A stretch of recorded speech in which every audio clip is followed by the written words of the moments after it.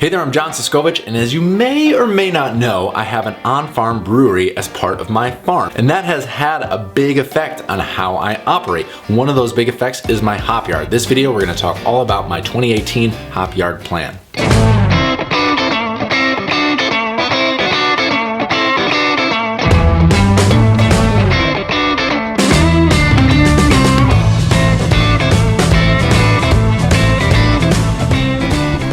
In this video, we're going to cover what my production methods are, what my intended sales avenues are. The money for this is going to be a little weird, and we're going to discuss that. And then we're going to go over some of the fun projects that are involved with this hop yard in 2018.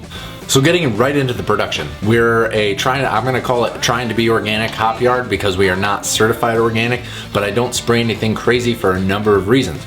We put livestock through the hop yard. It's very close to a number of houses. My kids run through it. We get farm tours. We're a very public place. So I'm focused as much on the balance of my holistic system as I am on the production level of the hops. So I'm trying to do things organically. I'm very responsible about how I spray, what I spread, how I manage things, and it's all comes into effect on like what are the best practices for production and what are the best practices for putting on a production where your hop yard is as much for show as it is for producing a product.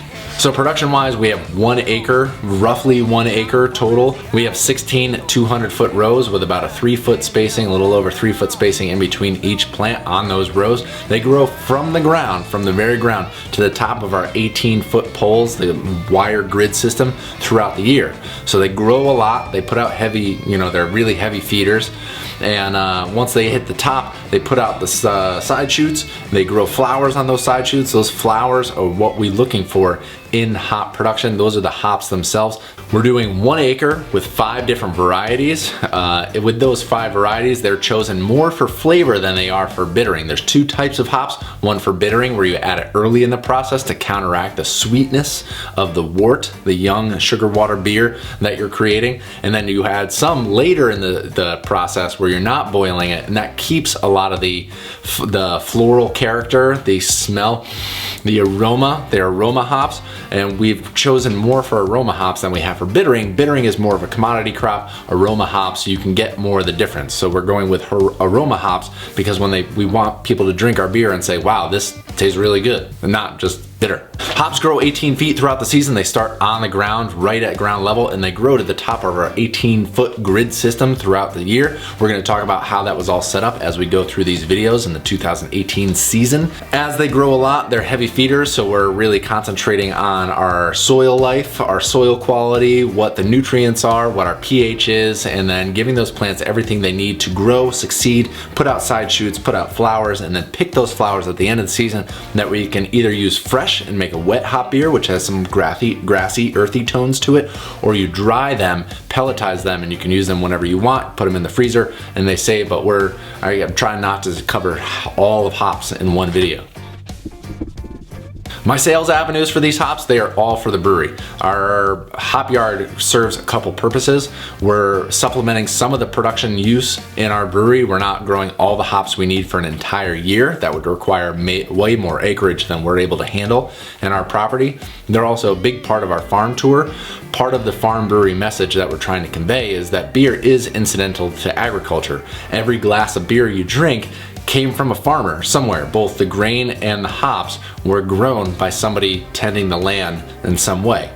So as part of our farm tour, showing that not what you're drinking came from something that's 18 feet tall. And a lot of people can't even wrap their mind around it. So having the visual of the hop yard works really well for us to share the mission that we're trying to spread. As the brewery, as a hop grower, we want to learn more about this plant, more about the varieties available, what affects the type of taste quality, so that with the other growers who are growing at a larger scale, we can discuss with them things that we're looking for and grow specific and design specific hop production styles and qualities and varieties that will work for the beers that we're trying to create.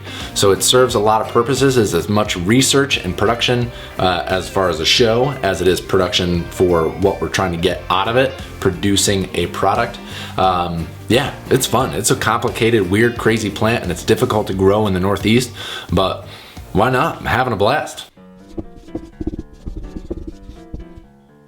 My life is as much focused on the farm as it is the brewery and the overall process and production of everything, making sure that the difficulties that come with operating on a farm and operating a small scale brewery are covered. I do a lot of behind the scenes little knick-knack work.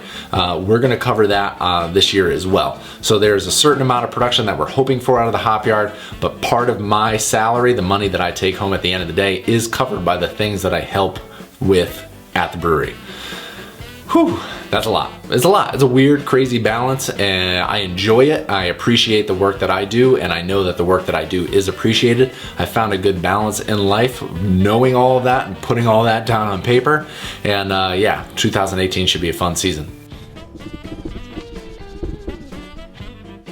And for fun projects, it was all the things I mentioned in production where we're growing things for the brewery to use in a beer. I get to have the direct result. I can drink the result of my hard labor out in the field, which is pretty fascinating and amazing. I get to share the fact that beer is incidental to agriculture and showing what farm brewery really is and what the traditions with early brewing are. And it's just fun to have people there and asking questions. And because we draw in so many people for our farm tours and our tasting room, because of the brewery, having that conversation, there's a lot of interest in what hops are and what they do and how they function.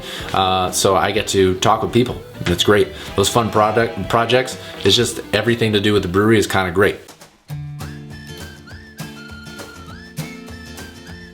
Tomorrow, which is really next Wednesday, we're gonna go over my piglet area that I created to house my piglets and have them nice and warm and safe before they're out on pasture for life, and then, or the rest of their life.